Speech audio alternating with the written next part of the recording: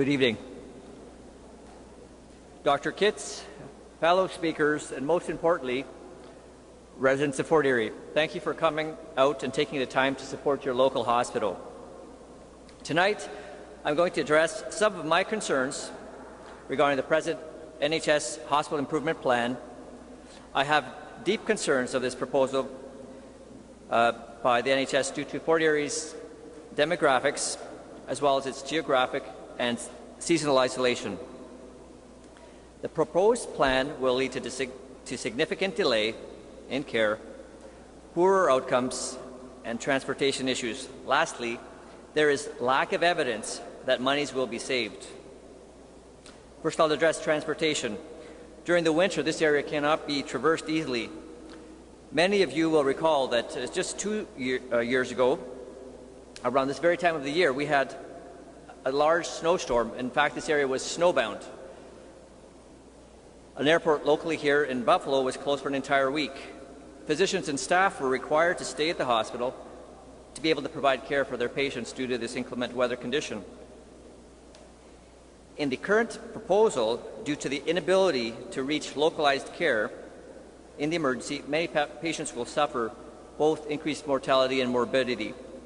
Moreover, in the NHS proposal, there is no increased funding set aside for the greatly increased need to transport patients to other sites. The cost borne will be substantial, although not calculated into NHS cost savings.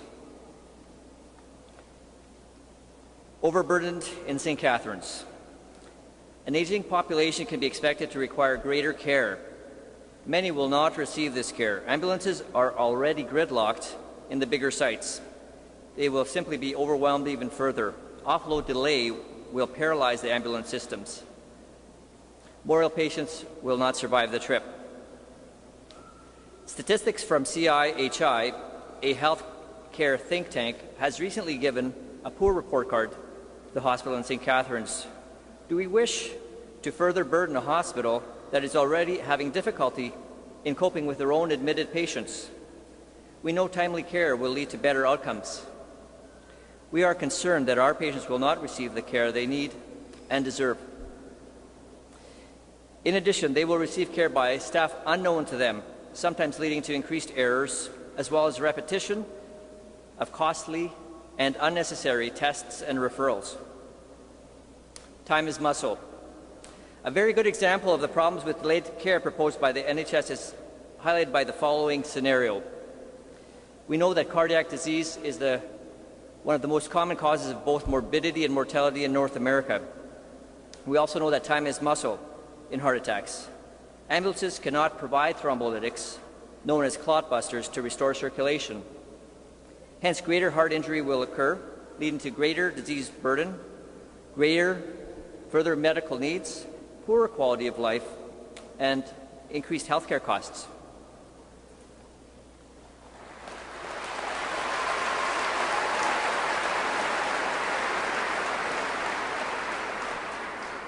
We can also expect that some individuals may have increased deaths, as some will not arrive in time. At Douglas Memorial Hospital, our statistics to provide these clot busters is impressive, often being given within 15 minutes in appropriate conditions. By early restoration of circulation to the heart, more of the heart muscle survives and continues to function as intended. Indeed, we can have significant impact. In this proposal that the Niagara Health System provides, the patient would travel to Niagara Falls, the heart muscle would continue to have poor circulation, and heart cells would continue to die.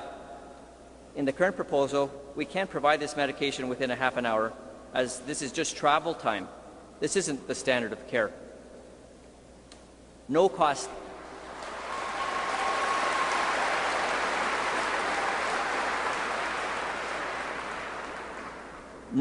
savings.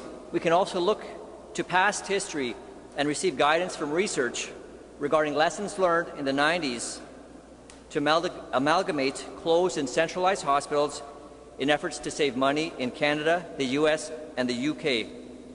Indeed, the research has not borne out the fact that cost savings will even occur if the NHS centralizes care as is being planned. No money may be saved, but certainly lives will be lost. We will continue to pay long into the future for the mistakes that are being proposed by the NHS.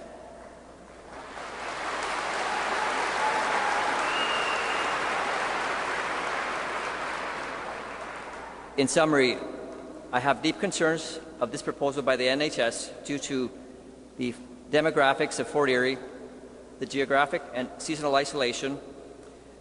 The proposed plan will lead to delay in care, poorer outcomes, and transportation issues. Lastly, there is a lack of clear evidence that monies will be saved. I recommend we return to the drawing board and reattempt to have an acceptable alternative proposal, one that includes all of the stakeholders in each of the communities, that can be viewed not as impediments, but rather as experts in their community regarding their health care needs.